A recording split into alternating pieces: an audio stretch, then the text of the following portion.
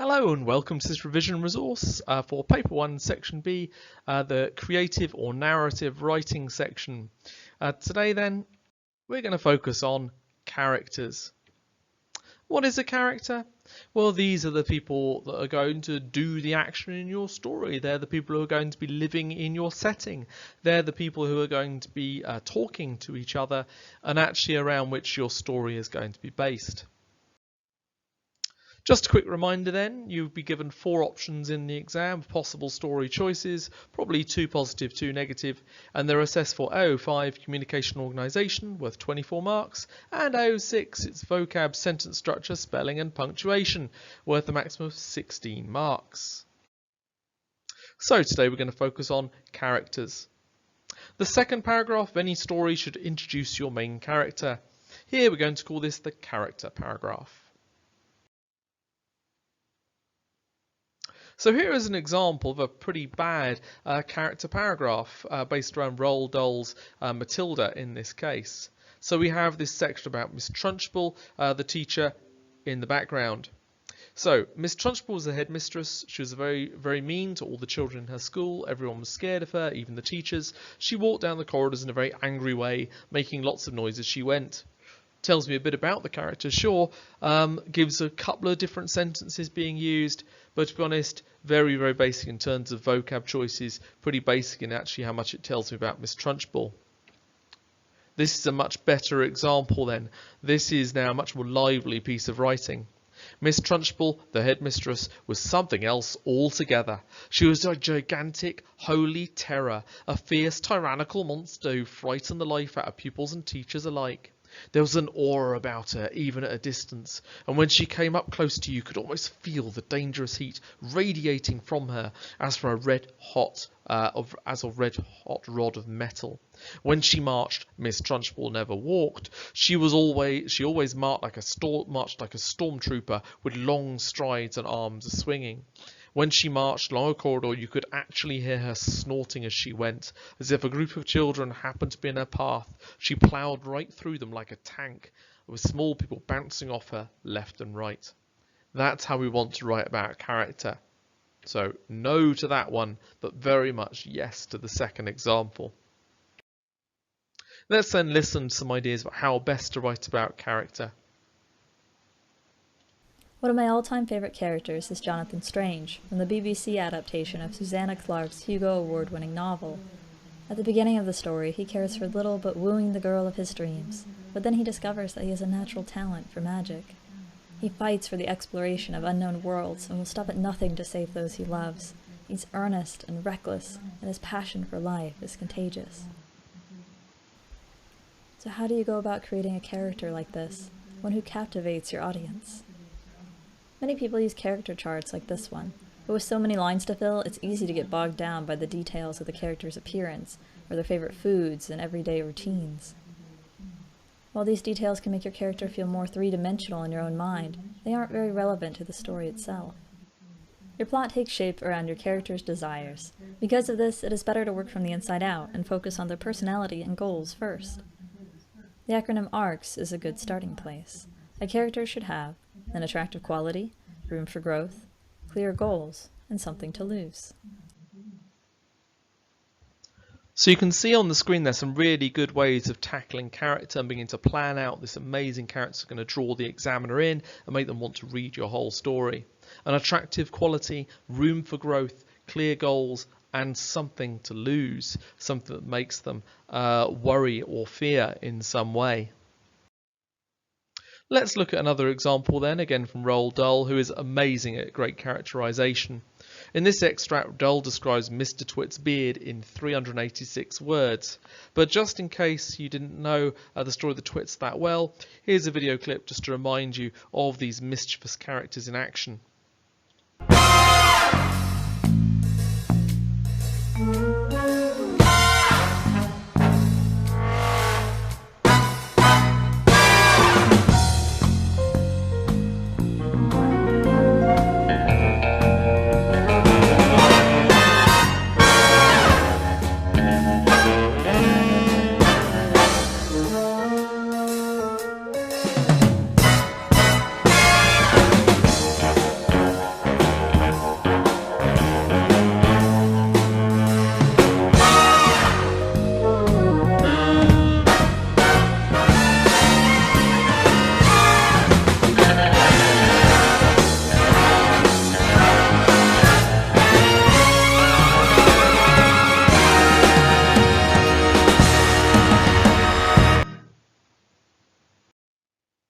Here's the 386 words then, or at least part of it.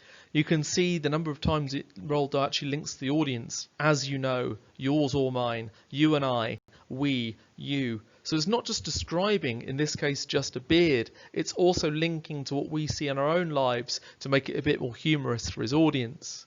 Let's pick out some paragraphs there, again, just describing the beard. We can also, if we are careful, eat our meals without spreading food all over our faces. Look at the elusive alliteration, food all over our faces. It almost makes you smile just by reading it. But not so the hairy man. Watch carefully next time you see a hairy man eating his lunch, and you will notice that even if he opens his mouth very wide, it's impossible for him to get a spoonful of beef stew or ice cream and chocolate sauce into it without leaving some of it on the hairs. Roald Dahl's deliberately trying to be grotesque there and repeatedly linking to your own lives, and uses a food that you easily recognise to make you really think and react to his description of Mr. Twit's beard. Let's look closer at how he goes about that then. He uses expanded noun phrases. You can see example there, tiny little specks of dried up scrambled eggs stuck in the hairs. You've got the noun in yellow, the scrambled eggs, and you can see it describes it on both sides. You've got where those the scrambled egg is stuck to the hairs, but you've also got the bit in green, the adjectives describing that scrambled egg, tiny little specks of dried up. You've got about 3 adjectives there that clearly describe the most effective way possible just this very small detail of Mr. Twit's beard. Could you do the same thing then for toenails? If the noun was toenails, what could you describe those toenails as, and what could you say, or where could you say those toenails were, either in mud or in a sticky, slimy shoe, or perhaps the state of those toenails? Really good to zoom in on part of your character and try these expanded noun phrases to really make the writing buzz and come to life. Here's some other examples then of possible parts of characters you might want to describe. Be ready for this. So you've got boils, scabs, and indeed horrible teeth.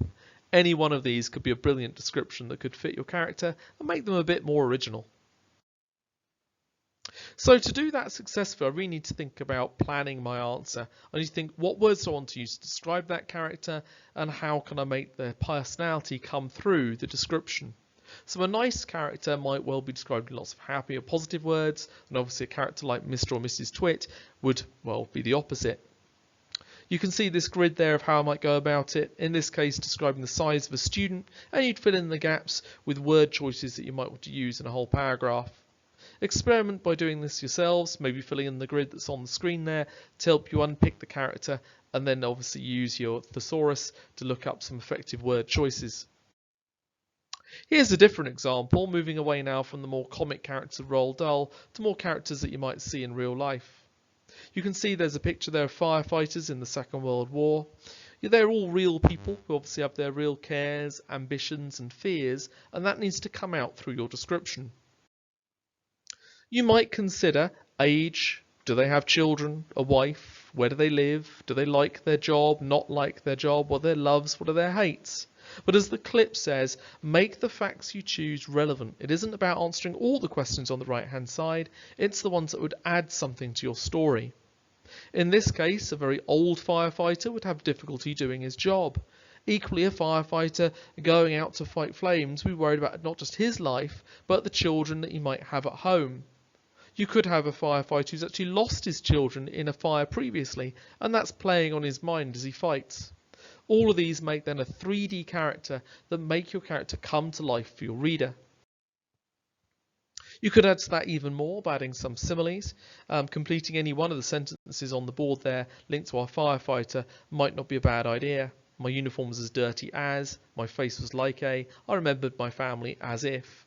So think about sentences that reveal something about your character, in this case also using similes. Here then is back to a set of soldiers, again all real people with hopes, dreams and fears. And I might well think about the sentences on the board there that might just create my character paragraph, think about what they look like, but that reveals something about what they're feeling inside. Here then is an example of how you might put all that together. I've given a bit of a description in red there, giving you a kind of example of a firefighter again. In this case, the firefighter hasn't slept in days and recently lost his wife and children in an air raid. A bell, the fire bell, rings at 2 a.m. and you slide down the pole, so it's written from a firefighter's perspective. You can see the bit in black how I'd write it. I awoke in the stillness of the night. I saw hundreds of flames rushing through the air. My mind was filled with smoke and bombs and flames, list there for deliberate effect. I picture the snake of flame making its way up the building, coiling itself around my memories of my long dead wife and children. This is where then I use my character facts. I'm mentioning the fact I had a wife, I'm mentioning the fact I had children. I'm not explaining it, but I'm leading the reader to imagine the situation of what this firefighter is going through. My neck was painful. It fell back onto the pillow. My eyes felt drowsy and my heart was pounding. I was still sweating as if the flames were trying to eat me whole. I pinched myself because I knew I needed to know if this was real. I hauled my painful corpse out of bed and... Notice I'm using the word corpse there, indicating perhaps this firefighter might die in the fire he's going to fight. And you can see I've really thought about my vocab choices. I haven't said, yes, I'm tired. I've said my eyes felt drowsy. So I found better ways to show, not tell, the emotions that my character's going through. Here's some vocab choices and to give a bit of guidance. If you're stuck for word choices, take a look and grab some of these from me by all means. So each school gets examiner feedback from the exam board each time they do a test, and this is the feedback from our last exam. Question A, B, C and D. Pause the video now to have a look through that so you're avoiding any of the problems that were faced last year, and think about how better to overcome these obstacles or these barriers when you write your own character description. The main thing the exam board were worried about was the technical accuracy. Think about comma choices, where those commas would go. Think about using your brackets, your semicolons, your colons to make sure then that you're showing a range of punctuation with as much accuracy as you possibly can. There are loads of YouTube videos on all of those punctuation choices, so it might be a good idea before you go into the exam to actually think about, do I know how to use that for punctuation? Am I sure about my spelling? And obviously look up any spellings you might need beforehand, particularly if you've pre-planned your story and know roughly what you're going to say in the actual test. Here's another video then for how to take your character to perhaps the next level. One way to flesh out your characters is through memories, identities, and secrets. You can first try this exercise by answering questions about yourself to see how the details of your life reveal the larger picture of who you are. You can then apply that level of depth to your characters. First, think of 3 memories from your past. One happy, one sad, and one mysterious. Something that left you with an unanswered question in your life. Be specific and choose moments unique to your experience. For the unanswered question, you may put something that happened in your past that you still think about, such as the identity of your birth parents, the day you decided to turn down an ice skating career, or what happened to a teacher who was fired because of you. The lingering questions and what-ifs of your life. A happy memory for me is sitting on the porch in the warmth of a summer evening, eating a grape-flavored ice pop and waiting for the neighborhood kids to come over so we could play bike tag around the cul-de-sac. A sad memory for me is freezing up on stage while playing a violin solo in front of 200 people and hearing the hollow praise from my friends and family afterwards. A mystery I sometimes think about is what my old friends thought of me. What kind of person was I to them? Creative, competitive, moody? As you can see then, there's lots of ways to add to your character that make them more three-dimensional, more real, as if you can picture meeting that character and saying so, and having a discussion with them about their lives, their ambitions and their dreams, as well as their fears or nightmares. All of these help the character become much more interesting for the examiner and are guaranteed to get you a much higher mark. Here's our example answer then. You've got example questions on the side. There are example story headings on the right hand side, A, B, C and D. And for each of these, try and create an interesting character that fits that particular heading or that particular task. Your character paragraph should be around about half a side of A4. And if you can't think of anything else to say, go back to your character plan. Could you add a memory or a detail about them that suggests something about their past? As normal, check your work, make sure you're fulfilling the exam criteria. How imaginative have you been? Have you used the senses? Have you used vocab choices? Have you written your answer well? Thank you very much then to listen to this video based around characterization. If you do the instructions here, you're guaranteed to be successful in the actual test.